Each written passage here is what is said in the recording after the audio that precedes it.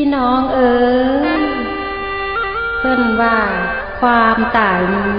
แขนคอสุบานยางตื่นขึ้นมามื้อเช้าเห็นหน้าจังว่ายัง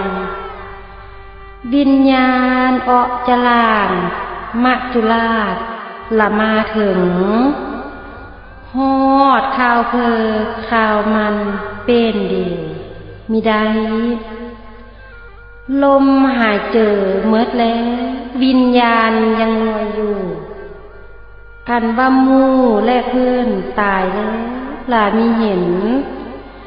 เวรและกรรมได้นำจอพญากรรมได้นำจองอันว่าพวกพี่น้องอะไรเศร้าอยู่มีเศร้าฟังเอาเด้อหมู่เจ้าเฮาเกิดมามีตั้งเทงมันมีขอยมีแง่งตามเวลาโลงพ้นสุคนต้องพบพอพี่น้องเอ๋ย